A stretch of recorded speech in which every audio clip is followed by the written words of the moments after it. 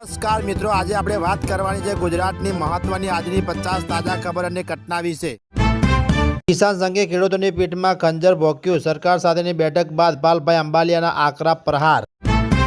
ખાડા બાદ વિકાસની દોટમાં જનતાનો દમ ઘૂંટાય। એએમસીના આડેધડ ખોદકામથી હવે આશ્રમ રોડ બાનમાં।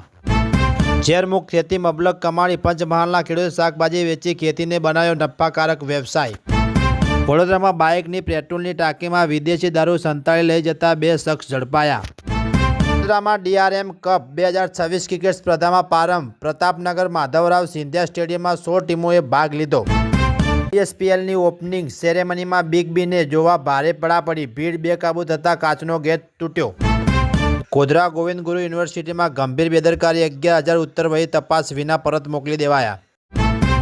છોટાઉદેપુર મધ્ય વાહન ભોજન માટે બાળકો બીજી સ્કૂલે જવા માટે મજબૂર। 72 વિદ્યાર્થીઓ વચ્ચે એક જ શિક્ષક।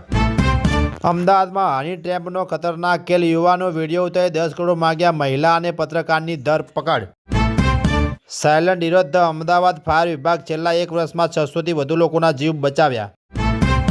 મોરબી ભાજપ પ્રમુખના 700 કરોડના કાંડમાં ઈડીના દરોડા કેમ નથી પડતા? કોંગ્રેસનો વિધેયક સવાલ।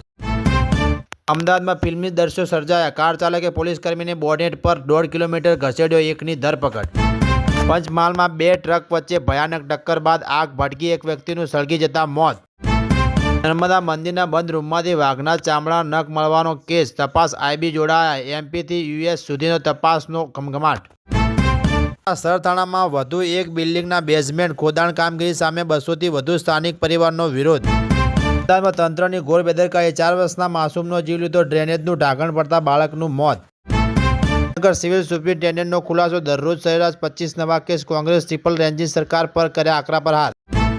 સુરતમાં અડાજણના બદ્રીનારાયણ મંદિરના ભક્તોને ભગવાનની ભક્તિ માટે મેટ્રોની કામગીરી। વિલન સાંસદની ઓચિતી મુલાકાતથી દોડધામ। વડાલા પાલિકાના નવા પ્રમુખની વરણી પર બ્રેક। છેલ્લે ઘડી સુધી ચૂંટણી મોકૂફ રહેતા સભ્યોમાં નારાજગી। પોલીસ ભરતીના ઉમેદવારો માટે લાલબત્તી સમાન કિસ્સો। જાફરાબાદમાં દોડતી પ્રેક્ટિસ કરી રહેલા યુવાનનું હાર્ટ એટેકથી મોત। અમેરી ટેકાના ભાવે મગફળીની ખરીદી અધૂરી રહેશે। મુદત વધારો। કેન્દ્રની ધીમી નીતિ માવઠુંને ભાજપ એમએલએએ ગણાવી જવાબદારી।